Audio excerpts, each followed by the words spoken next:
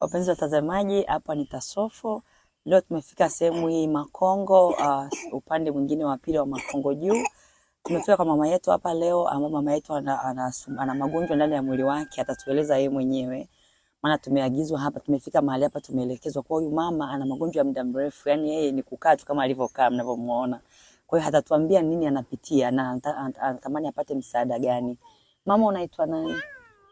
Mimi naitwa Clotilda Maikumushi. Unaishi wapi?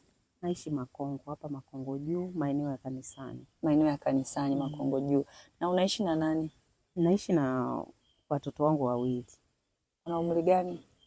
Miaka 12, mmoja na mwingine miaka 11. Wanasoma? Wanasoma. Okay. Sasa wewe umesoma miaka mingapi? Mimi? Nina miaka 57. 57.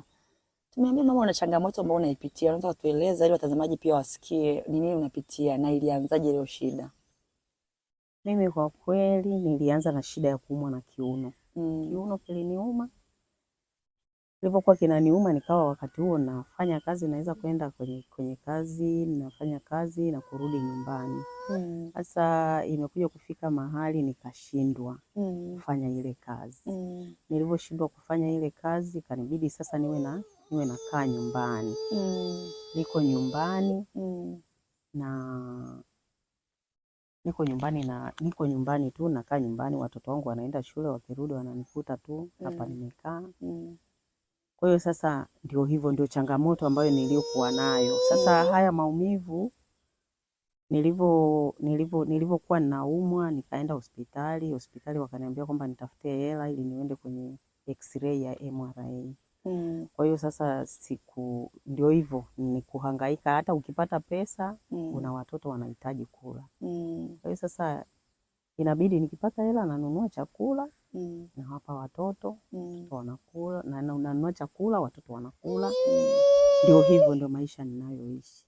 Sasa haya maumivu yalivyokuja kwenye kiuno, yalivyokamata kiuno, baadaye sasa yakawa kwenye kiuno yamehama sasa hivi jinsi nilivyo, yamerudi upande mmoja. Yaani huu upande ndio unaniuma, upande mmoja nikisimama misuli yote inabana.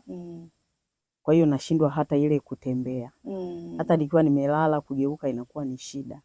Mpaka niamke nikae, alafu ndio nigeuke upande mwingine. Mama alikuwa anajishughulisha na nini hapo kabla hujapata hii changamoto? Kabla sijapata hii changamoto nilikuwa nimeajiriwa tu na watu binafsi, kwamba kuna sehemu nilikuwa naangalia kuku, natunza kuku. Ndio kipato ambacho nilichokuwa nakipata. Napata mshahara kwa mwezi na kidhi mahitaji. Lakini sasa nilipokuja kuanza kuumwa tena, nimeshindwa kwa sababu ya kubeba yale mabakuli yale ya kuwapa kuku maji ni mazito. Kwa hiyo siwezi kusimama tena nibebe, inabidi nitembee kwa kuinama. Hata sasa hivi ile kusema nitembee nimesimama siwezi, nainama. Kwa hiyo shughuli zako unafanyaje hapa nyumbani? Kufua, si kupika? Hapa kufua ni maji tu, watoto wananiwekea hapo nje, wananitengea. Wakishanitengea hayo maji, nakaa nafua. Nikimaliza kufua watoto ndio wanaanika, kwa sababu hata ile kusimama nianike kwenye kamba hivi napata maumivu makali sana. Kwa hiyo watoto wako tangia umepata huo ugonjwa, labda tuseme maisha yamekuaje hapa nyumbani? Maisha ndio kama hivi unavyoona. Ninaweza akaja labda jirani, amekuja jirani akiona hali yangu nikoje na watoto, ndio hivyo ananisaidia. Na hivyo tunaendelea. Na watoto shuleni inakuaje? Ada, uniform na nini? Watoto shuleni uniform, kwa kweli uniform wanazo. Nilifanya kununuliwa, yani majirani wale watoto wanapomaliza darasa la 7 wanawapa zile nguo watoto wangu. Majirani? Watu majirani tamuita, njoo chukua sketi, njoo chukua blauzi. Ndio hivyo. Sasa na hata walimu shuleni wananisaidia. Sawa. Wananisaidia. Kwa mfano kuna t-shirt za kuvaa kwa wiki, walimu waliwanunulia zile t-shirt na nembo ya shule waliwanunulia. Kwa hiyo walivyokuambia ulivyoenda hospitalini wakakwambia kufanya matibabu itakuwa vipi mpaka utibiwe?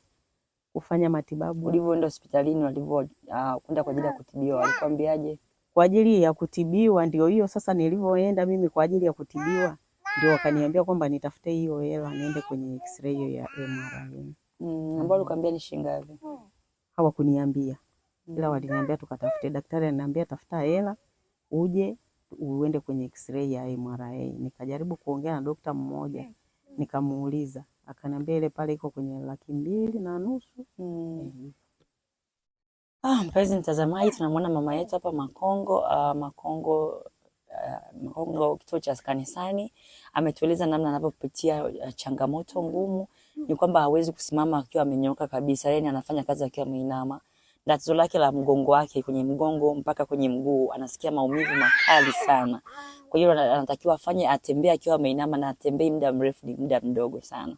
Kwa hiyo amesema alienda hospitalini kwa ajili ya matibabu, lakini akaambiwa atafute hela kwa ajili ya kufanyiwa x-ray. Kwa ndio maana hapa yuko nyumbani mpaka sasa hivi anatamani kupata hiyo hela. Okay mama, ngoja tukuulize wewe mwenyewe. Unatamani mtu akusaidie nini kama akiguswa? Ongea na watazamaji. Yani kwa kweli mtu akiguswa tu kama kunisaidia, ningepata labda kadi ya afya, ingenisaidia pia kwenye matibabu. Kwenye matibabu. Okay. Sawa. Anatamani kupata kadi ya afya ili msaidie kwenye matibabu yake, aweze kupona na kuhudumia familia yake. Maana ametuelezea hapa kuwa hata watoto wake majirani ndio wanaowasaidia.